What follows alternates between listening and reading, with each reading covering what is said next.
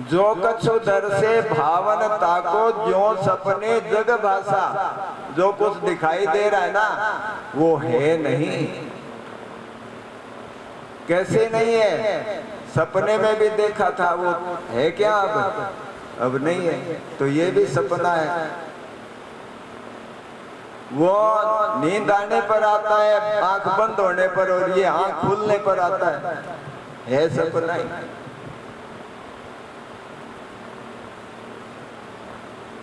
परम पुरुष चेतन अविनाशी घट में जाहि निवासा। वो परमात्मा क्या है? वो परमात्मा चेतन है और हमारे सबके अंदर है वो। अब चेतन को पहचान लो, बात तो इतनी है, वो चेतन है, वो ईश्वर है।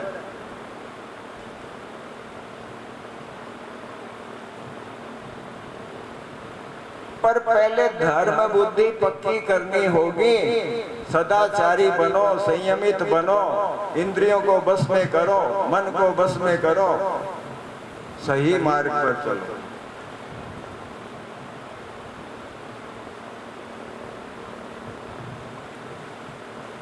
जीवत सूझे जीवत बूझे जीवत ही ब्रह्मनाशा। जीते जी ही दिखाई दे देता है सब कुछ। और जीते जी ही भ्रम का नाश हो जाता है। सत्य मिला और भ्रम गया। कहत कबीर दया सतगुरु की मुक्ति है तो ही पासा। मुक्ति तो आपका स्वरूप ही है, आपके पास ही है। ये कोई बाहर से खरीदने वाली चीज नहीं है। आप मुक्त ही हैं, नित्य शुद्ध बुद्धि है, पर आप अपने स्वरूप को पहचानो तो सही।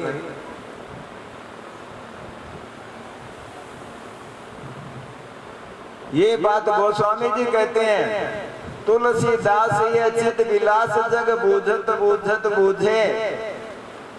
ये सारी चैतन्य की उस परमात्मा की लीला है। वो ही अनेक रूप धारण करके लीला कर रहा है। सृष्टि नहीं बदलती, दृष्टि बदलती है। संतो दिशन्ति चक्षुंषि बहिर्अर्क समुत्थित है। देवता बांधवा संता है, संत आत्मा है मेवच। संत लोग सृष्टि नहीं बदलते, दृष्टि बदलते। वो देखने की समझ देते हैं, दृष्टि देते हैं। बहिर्अर्क समुत्थित है। जैसे यदि यहाँ पर अंधेरा हो तो कुछ दिखाई देगा क्या? यदि रात्रि का समय गहरा अंधकार है तो कुछ दिखाई देगा क्या? नहीं देगा। दिखे तो गा पर अंधेरा दिखेगा। दृष्टि का लोप नहीं होता कभी। ये नहीं दिखने वाली बात नहीं, अंधेरा दिखता है। पर जैसे ही भगवान सूर्य उदय हुए तो क्या करेंगे? वो नेत्रों को देखने की दृष्टि दे देंगे और जगत को प्रकाशित कर देंगे। जैसे अब कर रहे हैं, तो हम देख रहे हैं ना सब कुछ। ये भगवान सविता के द्वारा हमारे नेत्रों को ज्योति दी गई है और इस जगत को प्रकाशित किया जा रहा है, तो हम देख रहे हैं सब कुछ। इसी तरह से संत जो है, शास्त्र जो है, उपनिषद जो है, सदगुरु जो है, वो दृष्टि देते हैं और उस दृष्टि से परमात्मा नजर आता है। बोलिए सच्चिदानंद घन भगवान की। तो भाई धर्म दृष्टि है ना, उसको पक्की करो। कहीं नजरें फिसले नहीं। जहां जहां जाए, मैं ये नहीं कहता, पर पूरा प्रयास करो। करते करते क्या बस नहीं हो जाता। जहां जाए वहीं परमात्मा को खड़ा कर दो। परमात्मा को खड़ा करोगे, सगुण साकार को खड़ा कर दो। इसलिए बता रहे हैं हम आपको, सगुण साकार का पहले ध्यान पक्का करो। ध्यान उसका पक्का होते होते आप इसमें उसको देखने लग जाओगे। तो पहले सगुण, क्योंकि हम सगुण साकार को ही तो देखते हैं संसार में, तो जब सब जगह उसको देखने लग जाओगे तो फिर वो तुम्हें अपने आप वो चीज दे देगा कि जिससे तुम उसको सब जगह देख लोगे।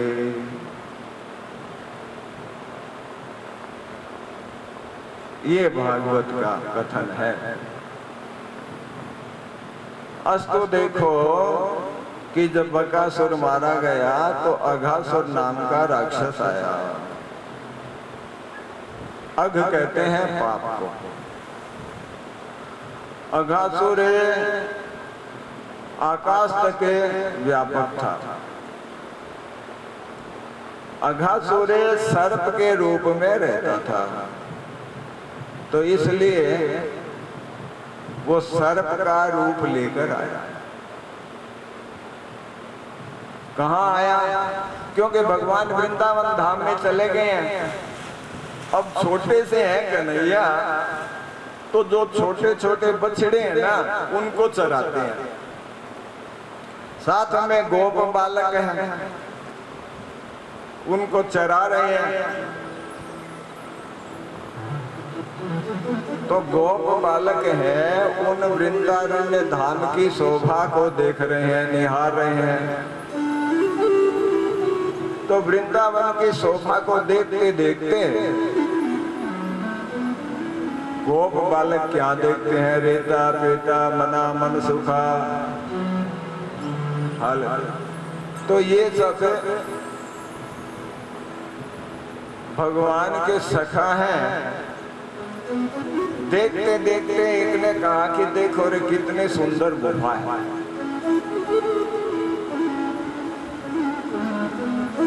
दूसरे ने कहा कि देखो इस गुफा के तो सड़क से बनी हुई है, कितनी सुंदर। तो गुफा के पास पहुंच गए कि रास्ता तो बड़ा सुंदर दिखाई दे रहा है। एक ने कहा कि भाई ये लगता तो सर्प जैसा है, क्योंकि वो अघासुर है ना, वो ये अपना पूरा मुंह है फैलाए वहां गुफा के रूप में प्रतीत हो रहा था।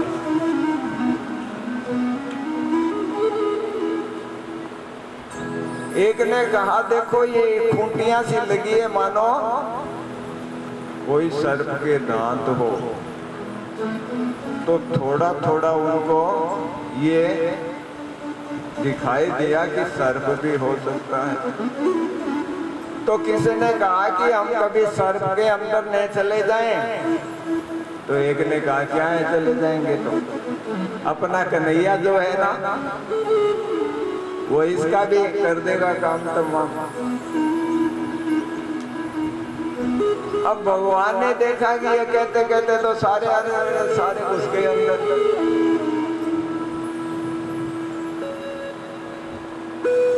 अब प्रभु ने देखा कि ये तो बड़ा सारे के सारे अंदर चले गए,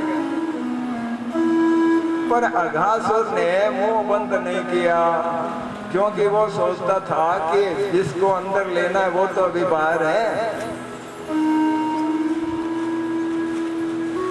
तो अब कन्हैया जैसे ही अंदर गए तो जाते ही अघासुर ने अपना मुंह बंद कर लिया,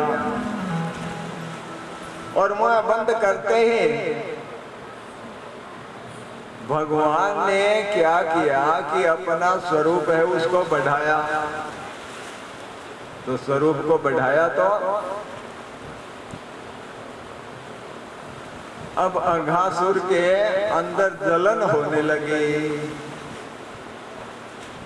और उसका जो तालू है वो फटा और उसके प्राण पखेरु उड़ गए, सब बाहर आ गए। उसकी जो ज्योति थी वो फिर भगवान के अंदर ही समाहित हो गई। ये सब लीला देवलोक से, आकाश से देवता है, ब्रह्मा जी हैं, ये सब देख रहे थे।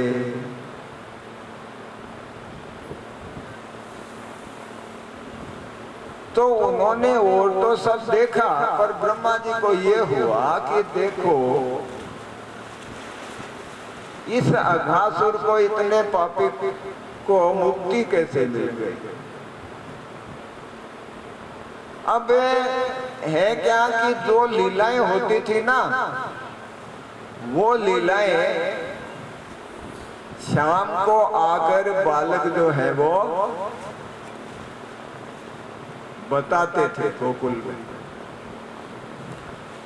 तो ये अघासुर है, वो भी उसकी लीला भी उनको बतानी चाहिए थी, पर सुखदेव जी ने यहाँ कहा कि राजा ने उन्होंने 1 वर्ष बाद बताई है।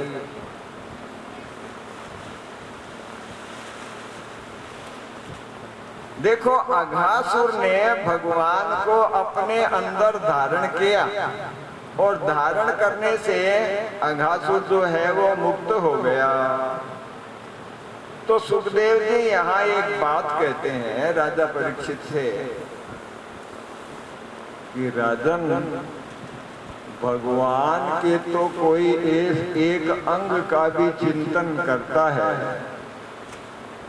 जैसे मान लो कोई चरणों का ही चिंतन करता है, किसी भी अंग का चिंतन करता है तो वो ही मुक्त हो जाता है, चिंतन से ही मुक्त हो जाता है। और ये अघासुर है, इसके तो स्वयं के अंदर भगवान स्वयं ही चले गए, तो इसकी मुक्ति में क्या संशय हो सकता है।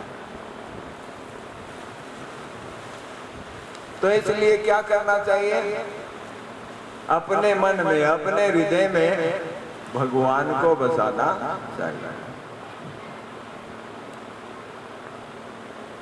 बसा ले मन मंदिर में राम, बसा ले मन मंदिर में राम, बनेंगे तेरे बिगड़े काम, बनेंगे तेरे बिगड़े काम, बसा ले मन मंदिर में राम, बसा ले मन मंदिर में राम।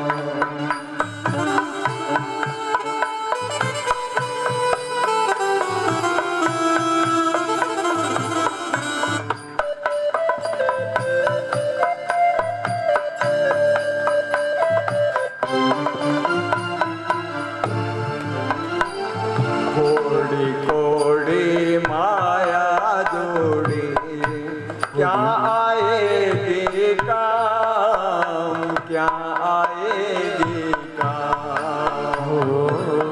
कोड़ी कोड़ी माया जोड़ी, क्या आएगी काम, क्या आएगी काम।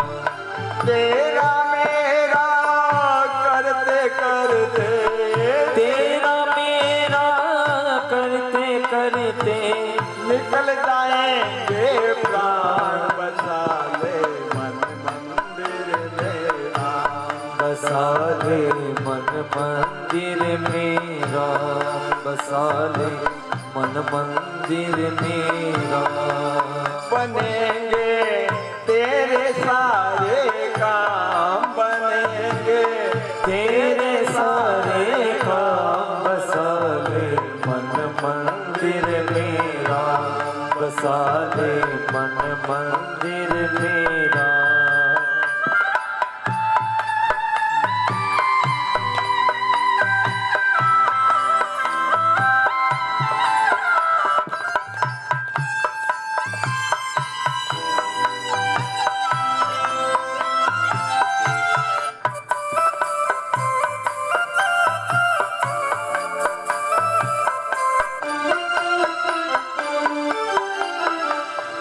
जिस पर होती कृपा प्रभु की, मिलते उसको शान, मिलते उसको शान।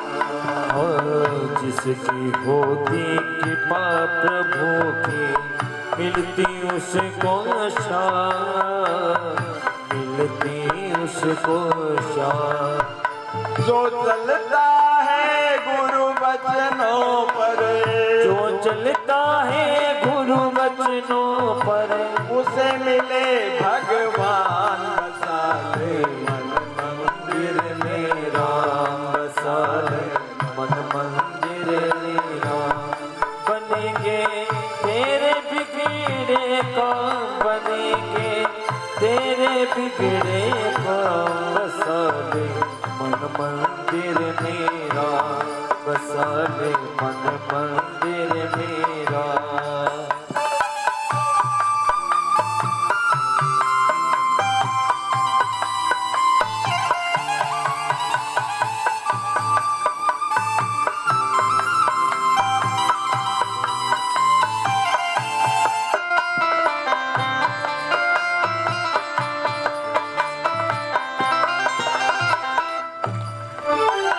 राम नाम जीवन का सहारा, राम नाम जीवन का सहारा राम बिना सुन जग है सारा राम बिना सुना जग सारा राम नाम जीवन का सहारा, राम बिना सोना जग सारा।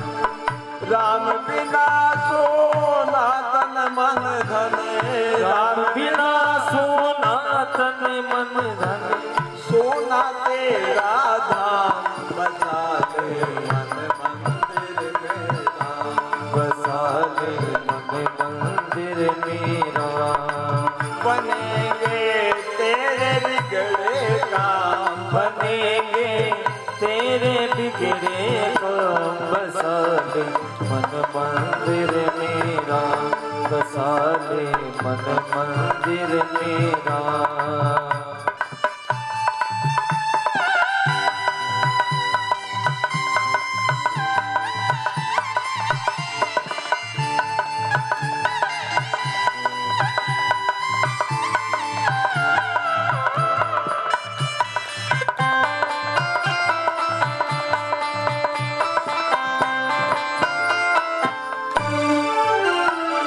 ये दुनिया दरिया का पानी, ये दुनिया दरिया का पानी माया की नगरी अज्ञानी, माया की नगरी अज्ञानी अपने पराए सब मतलब के, अपने पराए सब मतलब के साथ चले हरि नाम बसा ले मन मंदिर मेरा, बसा ले मन मंदिर मेरा बनेंगे तेरे बिगड़े काम बनेंगे तेरे बिगड़े काम बसा ले मन मंदिर मेरा बसा ले मन मंदिर मेरा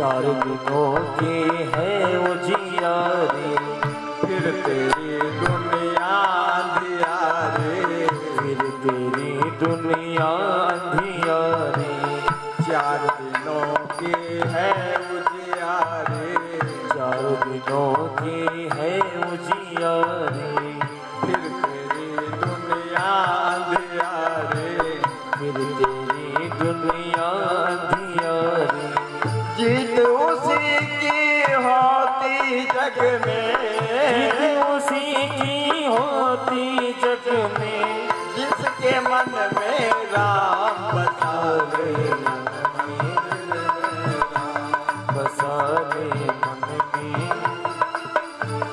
बनेंगे तेरे बिगड़े काम बनेंगे तेरे बिगड़े काम बसा ले मन मंदिर में काम बसा ले मन मंदिर मेरा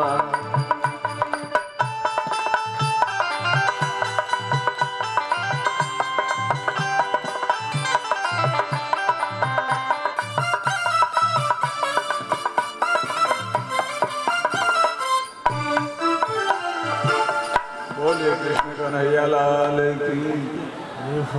तो राजा परीक्षित ने पूछा कि भगवान गोप बालकों ने ये लीला 1 साल के बाद कैसे बताई? तो सुखदेव जी कहने लगे कि राजन, जब अघासुर का मोक्ष हुआ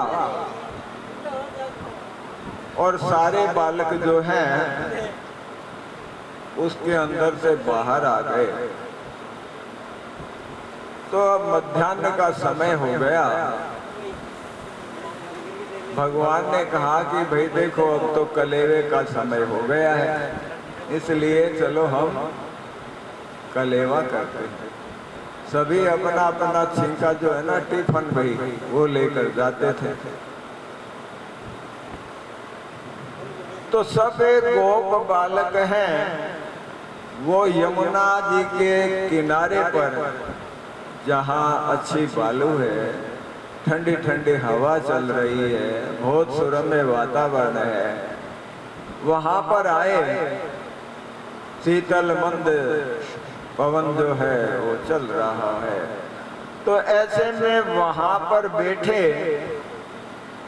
और ये सब भगवान को देखना चाहते हैं, तो इस प्रकार से बैठे हैं कि भगवान बीच में है और गोप बालक चारों ओर है। जैसे देखो कमल का फूल होता है, बीच में कर्णिका होती है, चारों ओर पत्ते होते हैं। तो कमल के पुष्प की तरह से सारे के सारे गोप बालक हैं वो भगवान के चारों ओर बैठे हुए हैं। अपना अपना वो कलेवा है। हमारे यहाँ पहले कलेवा शब्द ही चलता था भाई, ये नाश्ता नहीं था। कलेवे का क्या अर्थ है? जो कलेवर को, हृदय को बना देते, तो इसलिए वो कलेवा था। तो उसको खाने से दूध है, दही है, बाजरी की रोटी है, तो उससे कलेवर बनता था, हृदय बनता था। और आजकल क्या है, नाश्ता है, बिस्कुट है, तो उससे क्या होता है, खाने से उसमें कोई सार थोड़े ही है, तो उससे कलेवा नहीं होता, उससे कलेवर नहीं बनता, इसलिए वो नाश्ता ही है। तो वहां पर तो देखो गैया ही गैया है, तो ऐसा ही कलेवा है। तो इसलिए सब अपना अपना खोलते हैं। तो भगवान के जो सखा हैं वो अपना अपना खोलते हैं, कन्हैया को देते हैं कि देखो ये खाओ, ये खाओ। तो इधर एक जो गोप बालक था वो भगवान को उसने दिया नहीं। तो भगवान ने देखा कि देखो ये अकेला ही खाए जा रहा है, क्योंकि उसके पास जो है वो कढ़ी थी, कढ़ी। तो उसने सोचा कि दूंगा तो कन्हैया उपहास करेगा, इसका क्या दूं। तो भगवान ने झट से उसके कढ़ी पीते हुए उसको रोका तो कढ़ी है वो उसके शरीर पर लग गई। उसमें कढ़ी थी नहीं, तो भगवान उसके शरीर को ही चाट लेते। बोलिए कृष्ण कन्हैया लाल की। अब ये बाल केली है, बाल क्रीड़ा है। देखो इधर ब्रह्मा जी ने देखा तो देखने लगे ये काहे का ब्रह्म है।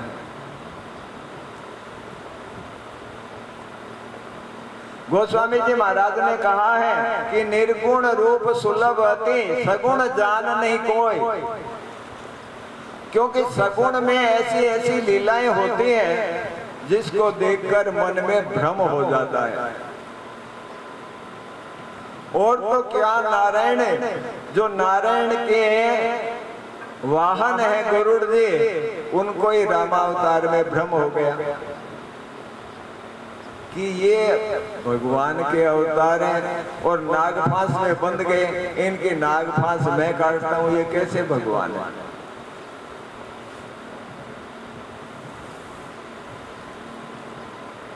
निर्गुण रूप है वो तो एक जैसा है, एक रस है, बाहर भीतर एक रस, जो चेतन भरपूर, विभु नव समसो एक है, नहीं नेरे नहीं दूर। वो तो एक रस है सतत, उसमें कोई परिवर्तन नहीं होता।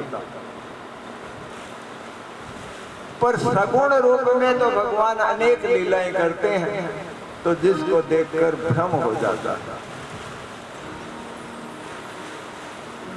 तो इसलिए ब्रह्मा जी को भी भ्रम हो गया।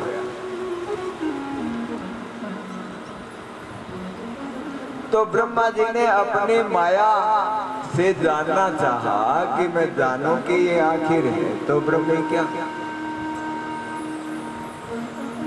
तो देखो वहां पर भगवान भोजन के लिए बैठे थे, तो जो बच्चे थे ना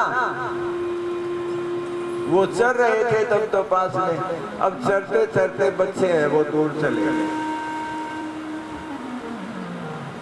तो किसी को बालक ने कहा कि देखो बच्चे तो दिखाई नहीं देते। तो भगवान ने कहा कि कोई बात नहीं, ऐसी गोष्ठी है वो रोज रोज नहीं जमती, आप है वो गोष्ठी का आनंद लो और मैं बच्चे देख के आता हूं। तो भगवान बच्चों को देखने गए, तो वहां पर क्या है बच्चे मिले नहीं, क्योंकि ब्रह्मा जी जो है उन बछड़ों को ले गए।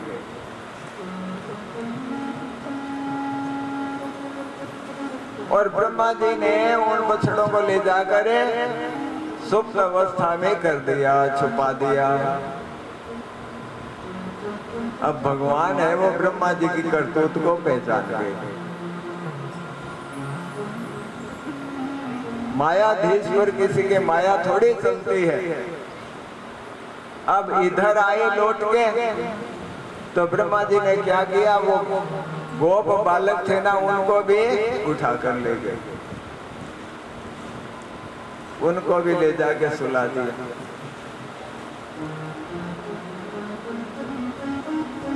अब ने बछड़े ने गोप बालक, भगवान ने देखा ठीक है कोई बात नहीं, ब्रह्मा जी ले गए। अब भगवान